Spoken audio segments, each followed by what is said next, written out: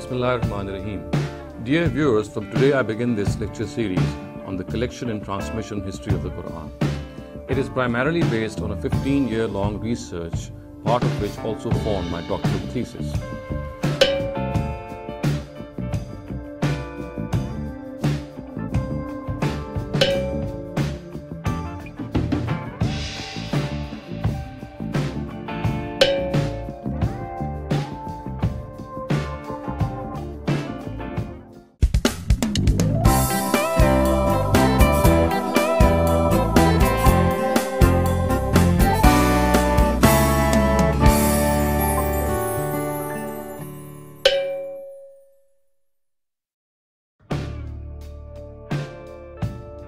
The first question which arose in my mind when I began studying and teaching the subject was that currently there are 5 different versions of the Quran found in the Muslim Ummah. Now this might be a startling revelation for most of you, but then for academic circles this is nothing new. So we have 5 different versions of the Quran circulating in the Muslim Ummah.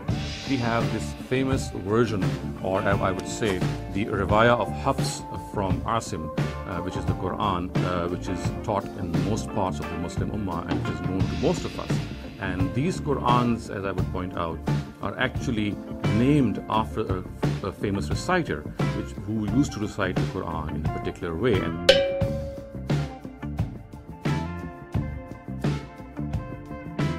when I say reciter, it does not merely refer to pronunciation, it also refers to variation in words. So when I say there are 5 versions, it means that they have 5 different versions which have different words at times.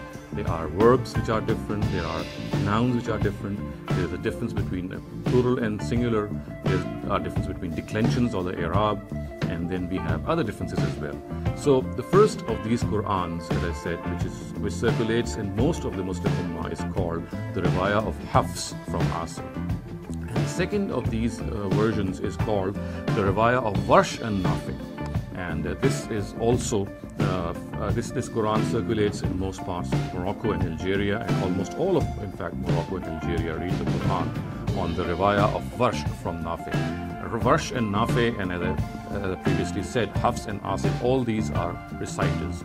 Hafs is the student of Asim, and similarly Warsh is a student of Nafi. And Asim lived or died in 127 Hijrah, and Nafi himself died in 169 Hijrah. The third version of the Quran, which is prevalent in most parts of Libya and Tunisia, is called the Riwayah of Qalun from Nafi. Now, Nafi, again, he had 2 students. The previous version was from Warsh, and this is from his other student, Qalun. So this is the third version of the Quran. Now, the fourth version of the Quran is found in parts of Sudan, and this is called the Riwayah of Ad-Duri from Abu Amr. Abu Amr is also another reciter of the Quran. And may I also point out that Asim himself lived in Kufa and Nafi in Medina, and Basra, and Abu Amr, whose Qiraat I'm just mentioning, he's lived in Basra. And as I said, his Quran is found in most parts of Sudan. And finally, we have the Quran of Hisham. The Riwayah of Hisham from the Qiraat of Abdullah ibn Amir.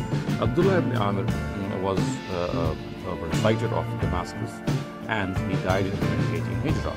So these are 5 different versions of the Quran circulating in the Muslim Ummah currently.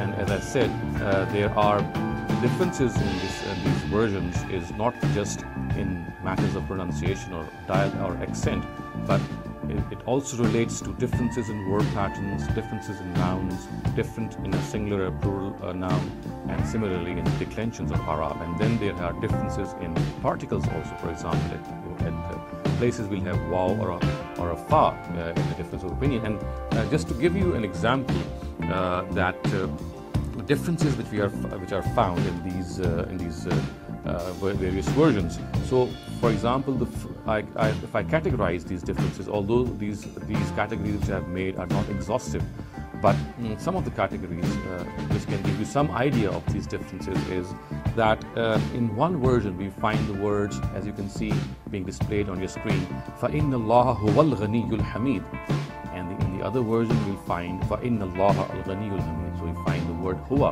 is missing in all of them. Similarly, there is this difference in singular and plural nouns. So first of these verses which I cited was Surah Hadid's 24th verse, and now I will cite Surah Tahrim's 12th verse. And the words of this verse in one of the versions is وَصَدَّقَتْ بِكَلِمَاتِ رَبِّهَا وَكُتُبِهِ وَكَانَتْ مِنَ الْقَانِتِينَ. And the words in another version are وَصَدَّقَتْ بِكَلِمَاتِ رَبِّهَا وَكِتَابِهِ. In the previous we had the plural kutub, and now we have kitab. وَكِتَابِهِ وَكَانَتْ مِنَ الْقَانِتِينَ. And then we have also differences in verb patterns. For example, in one verse of Surah Ahruf, verse 141, the words are إِذْ أَنْجَيْنَاكُمْ مِنْ آلِ فِرْعَوْنَ يَسُومُونَكُمْ سُوءَ الْعَذَابِ يُقَتِّلُونَ أَبْنَاءَكُمْ. And in other version, the words are يَقْتُلُونَ أَبْنَاءَكُمْ. And then again, we have a difference in declensions or the Arab. And in Surah Lahab, the 4th verse reads in most versions as حَمَّالَةَ الْحَطَبِ فِي جِيدِهَا حَبْلٌ مِّن مَّسَدٍ. Why some versions say حَمَّالَةُ الْحَطَبِ. So it is declined in the nominative, while the first one is declined in the accusative. So all in all, we can see that there is a difference in these areas. And if you ask me that does this difference change the meaning of the Quran as well, I would say yes. In many cases, it does change the meaning. And although the change might be very minor and it might not be of much significance, but again, it does change the meaning. And in some cases, there is a drastic change in meaning as well. For example, in the Tayammum or in the Wuzu verse of Surah Ma'idah, which is the 6th verse of Surah Ma'idah, if it is read in a particular way, during ablution, we would not need to wash our feet. To wipe them would be sufficient. To do masa on them would be sufficient. So if we read the verse as Arjulakum ilal Ka'bayn, the way it is found in some of the versions, then we'll have to wash our feet. But if we read it as Arjulikum, then we would not need to wash our feet. Merely wiping them or doing masa on them would be sufficient if we are doing wuzu. So you can see that there is a difference in the directives as well.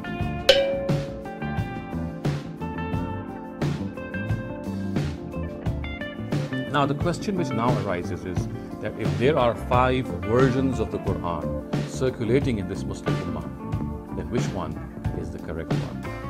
I'm saying this because there are other versions also which are classically accepted, but that I leave to the next point.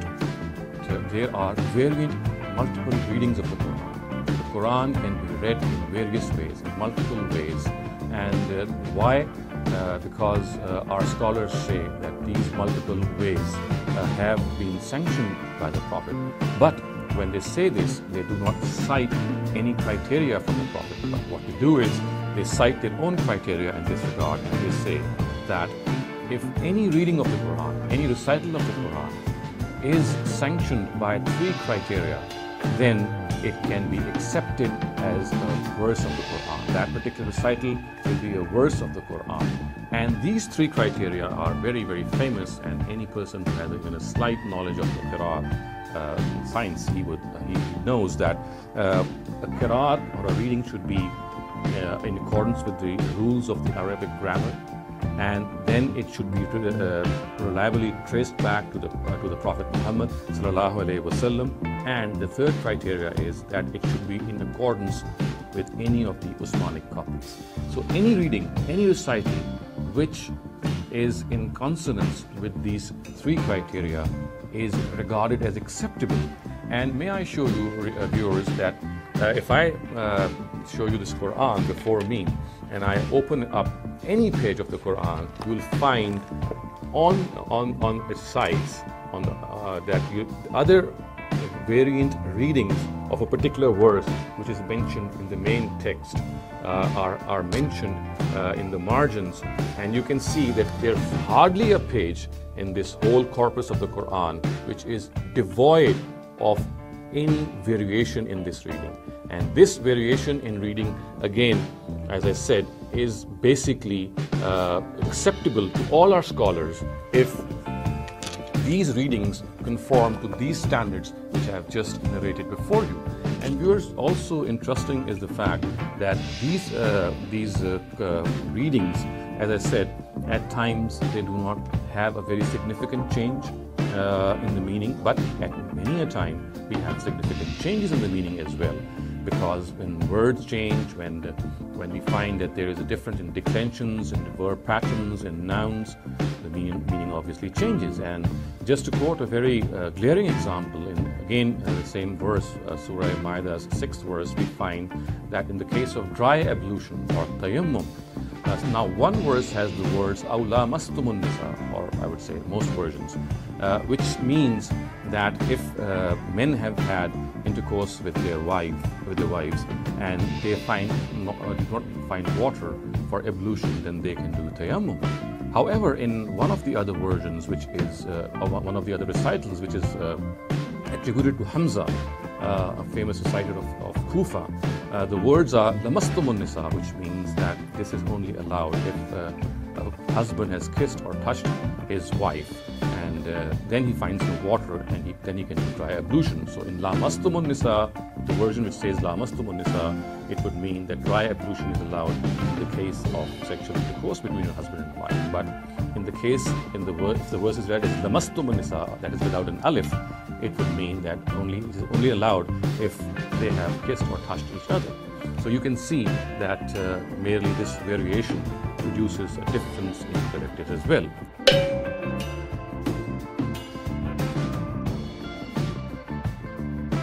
So the question arises that if we have to accept any recital as the Quran, the obvious question which will come in my mind would be that it has to be sanctioned by the Almighty or by His Prophet. Now, lo and behold, here we find neither the Almighty nor the Prophet sanctioning these recitals or not giving any criteria of accepting these recitals. These criteria have been formed by our scholars of the Ummah. When I say these three criteria, it means that these three criteria have not been given to us by the Almighty, not been given to us by the Prophet Muhammad ﷺ himself. It is the scholars of the Ummah who say that any recital, any reading of the Quran, any Qiraat of the Quran, if it conforms to these three standards, then it shall be held acceptable. So as I said, the question which arose in my mind is, why? Only God and His Prophet should be given, or has been given, or invested with this authority of regarding anything to do with the Quran.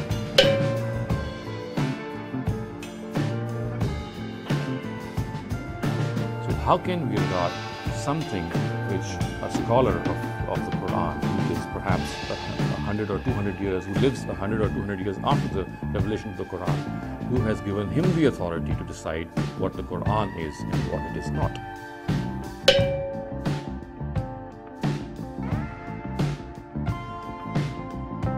The third question, viewers, which arose in my mind is regarding certain narratives which are found in our canonical hadith books, which give us this very, very stark impression that the Quran we have today with us is incomplete. The Quran we have today with us is not complete, it is imperfect. It has something which has been left out, and I can quote many examples, but for the lack of time, I would content myself in citing two very common examples which are perhaps known to any student of the Quran who has studied the history of the Quran. So the third question, as I said, which struck my mind and which caused a lot of doubt in my mind was that we have this impression that the Quran we have today is not complete. Now, the first of these verses is the stoning verse, which is found in Bukhari. It's also found in the Muwatta of Imam Malik, but the version that I am now presenting before you is a hadith which is from Sunan of Ibn Majah. And you can see that the words are very startling and which tell us that a particular verse of the Quran had been left out from the Quran, and it still exists in certain ahadith, and it was part of the Quran, but it no longer is part of the Quran. And let me also point out the fact that no other person than Umar ibn Khattab himself is the person who narrates this hadith. So the words as recorded in the Sunan of Ibn Majah are: قال عمر بن الخطاب لقد خشيت أن يطول بالناس زمان حتى يقول قائل ما أجل الرجم في كتاب الله فيذل بترك فريدة من فرائض الله ألا وإن الرجم حق إذا أحسن الرجل وقامت البينة أو كان حمل أو اعتراف وقد قرأتها الشيخ والشيخة إذا زنيا فرجموهما البتة رجم رسول الله صلى الله عليه وسلم ورجمنا بعده. Umar ibn al-Khattab said, I fear that time will pass over people until someone will say, I do not find the verse of stoning in the book of God. So in this way, people will be led astray by abandoning a directive from other directives or from among the directives of God. Bear in mind that stoning is the rightful punishment for a married person who has committed adultery. And it is established for evidence or pregnancy or confession. And I have read, Ash-shaykhu wash-shaykhatu iza zanaya farjumuhuma al-battata. This is the verse which Umar said has been left out from the Quran. And it means necessarily stone to death the married man and the married woman guilty of adultery. So this is what the conventional translation of this word is. God's messenger stoned criminals for this crime, and so did we after him. So this is the verse of the Quran which is operational today, on the basis of which punishments are given today by our conventional scholars the way they understand it, but it is no longer found in the Quran. Another example here is the suckling verse, and this hadith I cite from the Sahih of Imam Muslim. And here this hadith has been cited by none other than Aisha radhiyallahu anha. So the words are, An Aisha annaha qalat kana fima unzila min al-Quran ashru raza'at ma'lumat yuharrimna summa nusikhna bi khamsin ma'lumat فتوفي رسول الله صلى الله عليه وسلم وهن فيما يقرأ من القرآن. Aisha stated, among what was revealed in the Quran was that 10 known suckling drops of milk of a child will make him a foster son and hence make him prohibited to marry. Later this was abrogated in a verse which mentioned 5 known drops.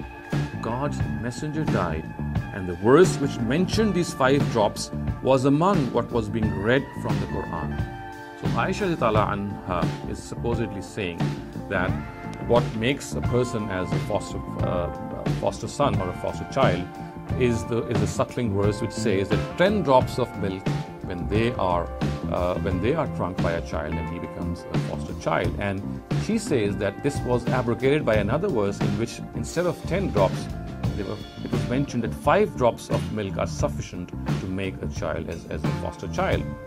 And what she says, which is something which is very eye-catching, is فَتُوفِّيَ رَسُولُ اللَّهِ صَلَّى اللَّهُ عَلَيْهِ وَسَلَّمَ وَهُنَّ فِيمَا يَقْرَأُ مِنَ الْقُرْآنِ, that فِيمَا يُقْرَأُ مِنَ الْقُرْآنِ. She says that the Prophet died, and this verse was among those that was being read from the Quran. And viewers, we know that today's Quran no longer contains this verse. So the words are وَهُنَّ فِيمَا يُقْرَأُ مِنَ الْقُرْآنِ.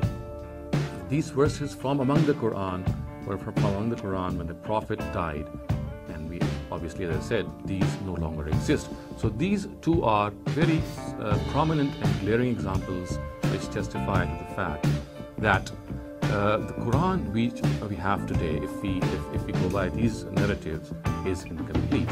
So as I said, this was the third question which struck me when I began my research.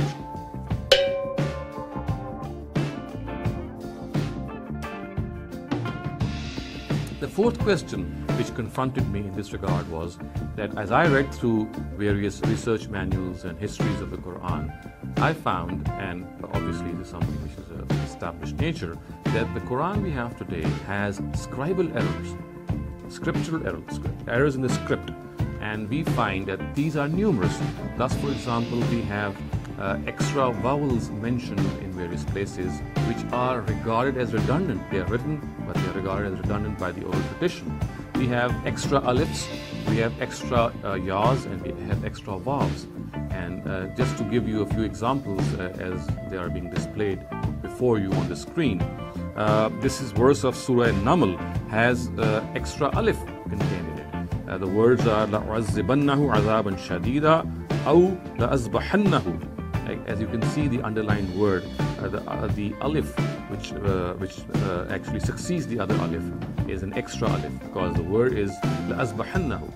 Or if we don't accept this to be a letter which is redundant, then we find this anomaly that this word would disperse, or this word would read in a very opposite way, and the word would be أَوْ لَا أَصْبَحَنَّهُ. It will be a negative particle instead of presenting the picture. Similarly, another example is from Surah Al Imran. This is verse 158, and here again we find an extra alif. The words are وَلَئِن مُتُّمْ أَوْ قُتِلْتُمْ لَإِلَى اللَّهِ تُحْشَرُونَ. The first of these alif or the second of these alif is redundant, and it has to be subtracted from reading or deleted from reading, otherwise we'll have an opposite meaning. La ilallah tuhsharun would mean that it is for sure that the people shall be gathered before the Almighty. But if we read it with the second alif as well, then the word would become La ilallah, and we shall not, people, or you should not be gathered before the Almighty. So you can see there is exactly opposite meaning. And the question is that scholars generally say that the oral tradition shall rule the written tradition, and these scribal errors shall be regarded or shall be disregarded. But again, the question arises that was not the Quran checked for these scribal errors whenever it was written, or should we say that the oral tradition perhaps was correcting the written tradition, or the interesting scenario that it was the written tradition which was correct and the oral tradition was wrongly reported. So all these questions do arise. But as I said, this is just one example. Another example, this time I can find myself a single example, is the existence of an extra ya. So you can see the word of Surah Zariyat before you, the verse 47. The words are وَالسَّمَاءَ بَنَيْنَاهَا بِأَيْدِيٍ وَإِنَّا لَمُوسِعُونَ. The word aid obviously means hand. You can see that there are two yas in that word. It should have had only a single ya, but we find that there are two yas, and strangely enough and quite amusingly, we find some of our mufassirun, some of our exegetes saying since the hand of God is being referred to here, so therefore we have two yas here.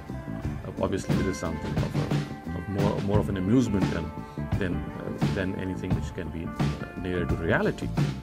And the third example yours in this is that we find an extra vav mentioned in many places, and a single example that I'm going to quote before you is verse 45 of Surah Ahruf, which is being displayed before you.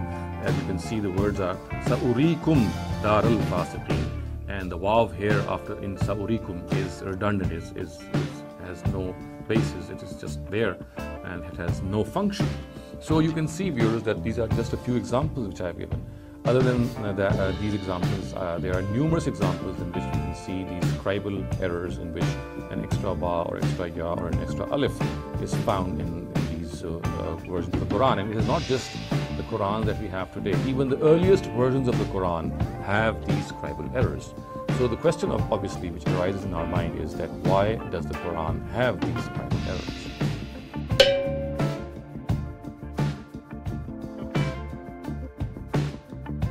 Now, the fifth question which arose in my mind at that time when I conducted my study and studied more deeply this subject, was that we know that in the times of the Caliph Usman, Radiyallahu anhu, he had made copies of the Quran and he had sent them to various parts of his empire, so that his duty as a disseminator of the Quran, he can fulfill that duty.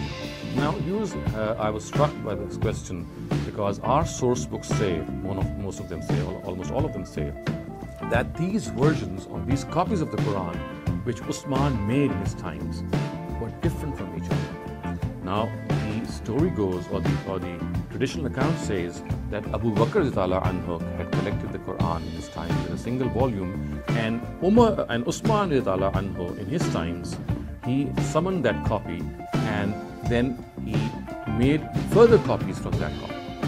Now, one would obviously expect that if copies are being made from a Quran, then they have to be true copies. They have to reflect exactly what the original copy said. And we also know that the original copy was a single version of the Quran. But we are struck again by this question. When Usman made these copies, there were variations in these copies. There were differences in these copies. They were not reflecting what the original Quran of Abu Bakr had written in it. But we find that there are variations, and I counted once that there are at least 60 variations between these various versions, as they have been given to us by our worthy scholars. And just to give you a few examples, it is said in the Kufan and the Basran codex of the Quran, which Usman sent, the words of Surah Baqarah's ayat, verse 132 are وَوَصَّى بِهَا إِبْرَاهِيم. The words are وَوَصَّى بِهَا إِبْرَاهِيم. However, in the Medinan codex, the words are وَأَوْصَى بِهَا إِبْرَاهِيم. Again, we find this difference, this variation. So the question is, what exactly was written in Abu Bakr's version? Was it Wassa or was it Awsa? If it is Wassa, why was another copy made with Awsa? And if it was Awsa, then why was a copy made with Wassa?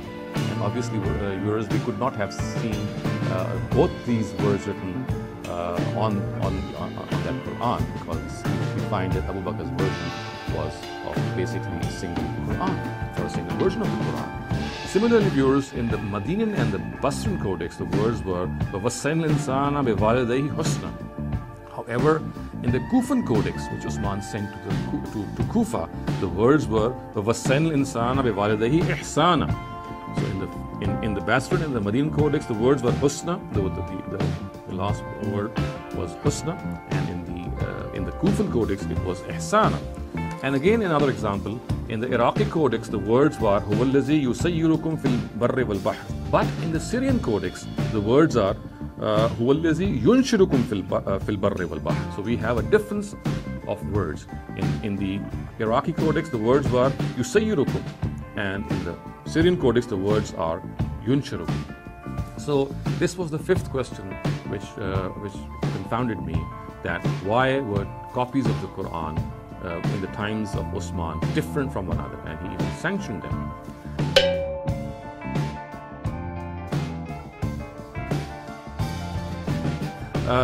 The sixth question which arose in my mind at that time was that basically the accounts of the collection of the Quran and its transmission have been mentioned in our Ulum al-Quran books.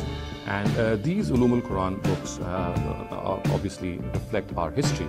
But then again, these Ulum al-Quran books are basically recounting what our initial Hadith books have mentioned, what has been mentioned in these Hadith books. That's, for example, Imam Bukhari's Al-Jami' al-Sahih, or Imam Muslim's Al-Jami' al-Sahih, and the rest of the canonical books. Whatever has been mentioned in them, they are basically our sources of the collection of the Quran narratives as well as its transmission. But when I studied the accounts or the earliest histories of Muslims, in particular of the Tabaqat of Ibn Sa'd, who died in 230 Hijrah, then the Al-Ma'arif of Ibn Qutayba, and similarly Tabari's Tarikh, I found these are the three earliest of Muslim histories. I found that there was an absolutely lack of corroboration from these accounts. And when I say this because that all these books, in particular the Tabaqat of Ibn Sa'd, it mentions the biographies of all the famous companions. It mentions the biographies of people who figure in the collection of the Quran narratives, people like Usman, people like Umar, similarly, we find Hafsa, we find people who had been assigned the task of collecting the Quran, like Zayd ibn Sabit, Abdullah ibn Zubair, and others. We have biographies of all these people. We have the biography of Huzaifa ibn al-Yaman, the famous general of Usman, who had actually reported differences in the Quran. But what fails to find mention in all the biographies of all these people in these books is that they had nothing to do with any collection of the Quran role which they have alleged to play in our Hadith books. So this is a question which became a question mark in my mind. Why is it that Hadith books report a collection and transmission story or history of the Quran, and this collection and transmission history should have found mention in our history books as well, because these history books actually they relate and narrate the biographies of people who were involved in collecting and transmitting the Quran. But when we find these people been mentioned in our history books. In particular, I'm referring to the collection of the Quran narratives and the people who were involved in this in the times of Abu Bakr anhu and Usman anhu. We do not find that these people had any role which our hadith books have portrayed regarding these people. So this is my sixth question which arose in that time.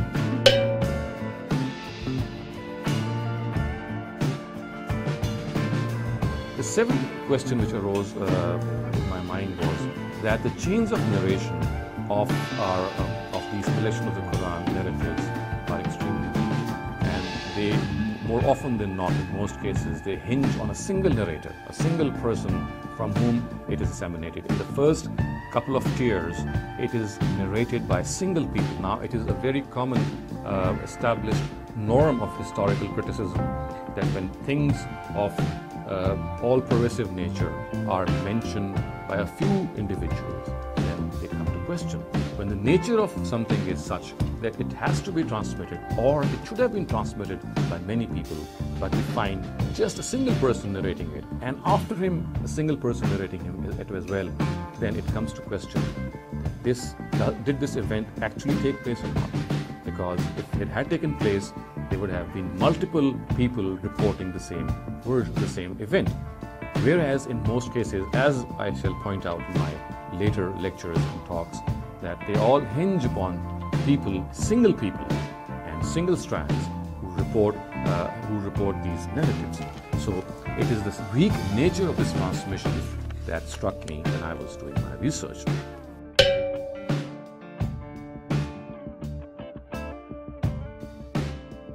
The eighth question which arose in my mind was that there is a serious and a severe difference in the reporting of the collection of the Quran in the Sunni and the Shiite books.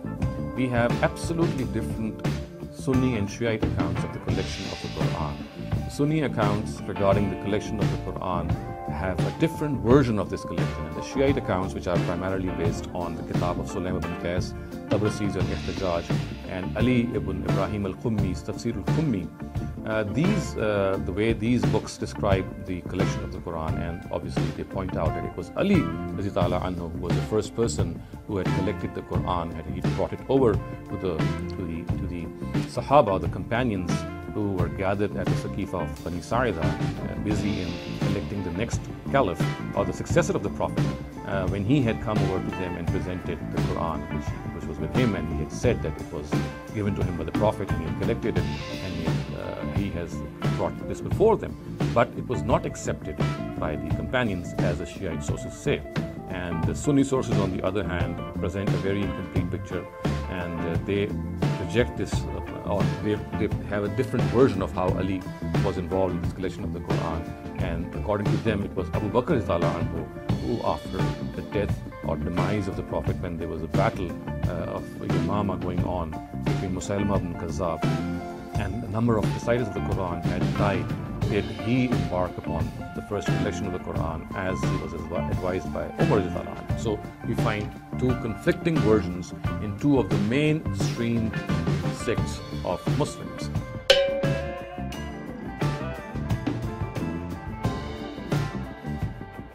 Now, the ninth question which arose in my mind was that a famous companion of the Prophet, Abdullah ibn Mas'ud, he is someone who was very close to the Prophet, one of his earliest companions.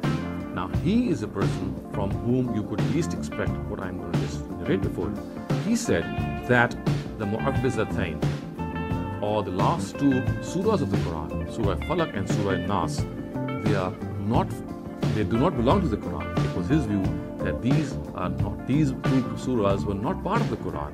And as it has been reported, that Kana Abdullah yahuqqul mu'awwizatayn min masahifihi, that he would delete the mu'awwizatayn, the last two surahs of the Quran, from the Masahif. وَيَقُولْ إِنَّهُمَا لَيْسَتَا مِنْ كِتَابِ اللَّهِ تَبَارَكَ وَتَعَالَى. He would say that they do not belong to the book of God. So this is what Abdullah ibn Mas'ud would say, as has been recorded by these books.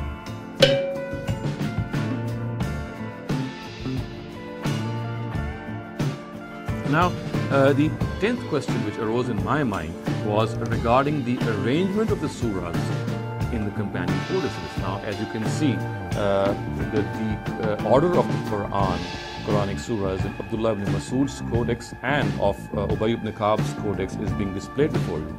And this has been brought to surface by Ibn Nadim's al-Fahrist and Suyuti's al-Itqan, and they have displayed this arrangement in their own books and said that this is how the Quran was arranged in the companion codices.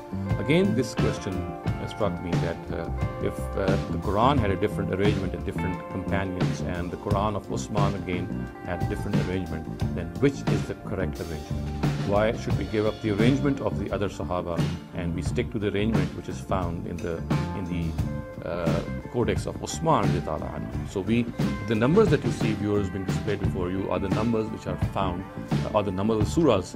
They represent, each number represents a surah in the Usmanic codex. So these numbers actually are the surahs which are the Usmanic surahs, and the way they have been arranged in these two codices of Abdullah ibn Mas'ud and Ubay ibn Ka'b respectively, you can see how starkly this arrangement is different in their codices.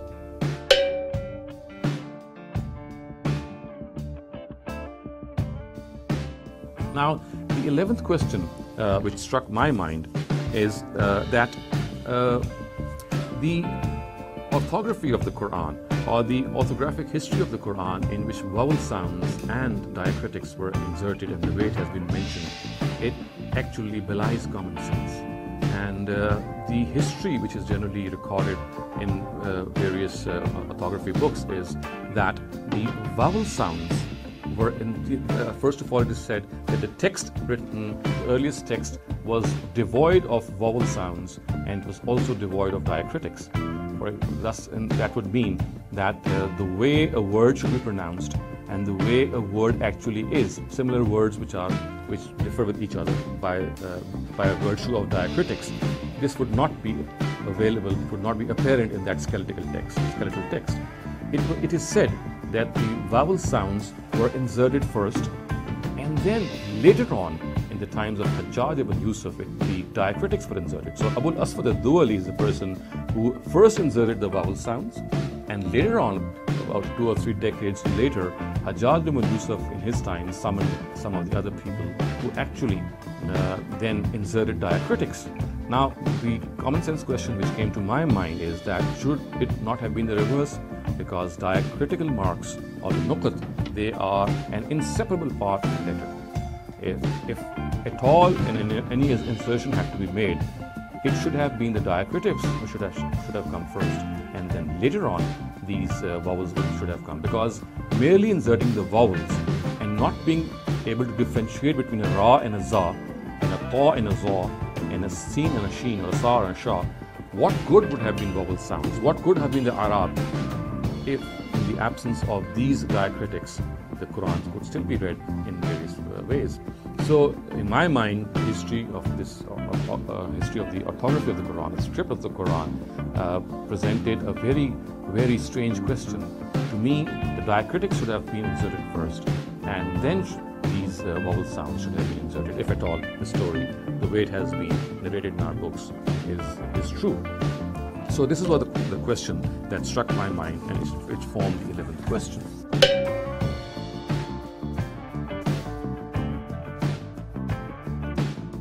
Now, the 12th question which struck my mind and which also caused doubt in my mind was that famous narrative which most of you would be knowing, is the revelation of the Quran on 7 Ahruf. It is said that the Quran has been revealed on 7 Ahruf, and this again, this narrative is found in Bukhari, is found in Muwatta, is found in its variations are so many that most of our scholars regard this narrative to be mutawatir. They say that it is a mutawatir hadith, and strangely, not a single person is in a position to decipher what actually is the meaning of this narrative. We find different opinions, a plethora of opinions, people citing over 30 interpretations of this narrative. And a person of the caliber of Imam Suyuti has said that this narrative is among the mutashabihat, or the meaning of which is only known to God. And viewers, this narrative is one of the basic narratives in Muslim transmission and collection Quran history, because it is this narrative on the basis of which multiple readings of the Quran are accommodated and allowed. And lo and behold, we find that our Muslim scholars, they have different opinions regarding this narrative. When they say that the Quran was revealed on 7 Ahruf, we are not in a position to definitely say what this Ahruf means and what the word or the letter 7 or the number 7 refers to. Thus, for example, some very common interpretation is that some people say that the 7 Ahruf are 7 ways of pronouncing a word. Some say that there are 7 types of Quranic verses. This is what the meaning of 7 Ahruf is. Other people say that 7 denotes 7 dialects of Arabia. Some other people say that 7 Ahruf denotes 7 different types of Quranic verses, and so on and so forth. And we have even scholars who say that it denotes 7 synonyms of the Quran. So there are so many different versions of interpretation of this narrative, and it is so central to the collection and transmission of the history of the Quran. And finding so much diverse opinions and people who have different opinions regarding this narrative and still accepting it to be a central narrative in the collection and transmission of the history of the Quran, in spite of accepting the fact that we are not very sure what it means, is again something which really dumbfounded me.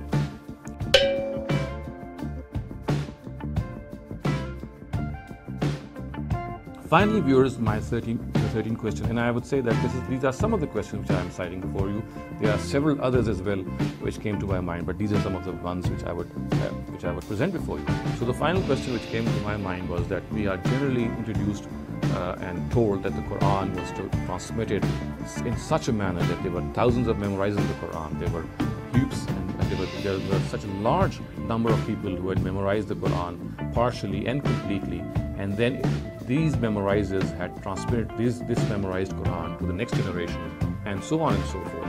And such was this large number of memorizers of the first generation in the time of the Prophet, that any transmission of error was rendered as secure. But on the contrary, we find a Muslim hadith book as highly regarded as Jami' al-Sahih of Imam Bukhari, presenting 2 narratives which say that actually there were only 4 memorizers of the Quran who had memorized the Quran in the lifetime of the Prophet. And this is obviously in stark contrast with the claim that there were thousands of memorizers. The words of this narrative, as recorded in the Jami' al-Sahih of Imam Bukhari, are it is reported by Anas ibn Malik. He says, "Mata Nabi walam yajma'il Quran ghayru arba'a," and then he names those 4 persons: Abu Darda, Muaz ibn Jabal, Zayd ibn Sabit, Abu Zayd. So it says that these are the 4 people. Only the style is very restrictive. It says, "Lam yajma'il Quran ghayru arba'a." Only 4 people had memorized the Quran. I'm saying memorized because most of our scholars interpret this narrative, the word Jam'a, to connote memorization. So in the presence of this narrative, that only 4 people had memorized the Quran, the claim that thousands and thousands of memorizers were there who had memorized the Quran and then transferred to the next generation, this contradiction has to be resolved. Either the first one is correct or this is correct. So again, this was a question that struck my mind, and it urged me to find what the truth was.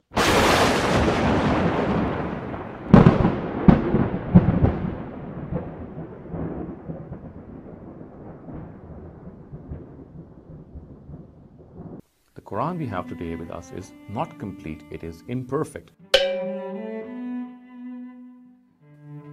Islam as we know it did not exist in the 7th century, but evolved over a period of 200 to 300 years.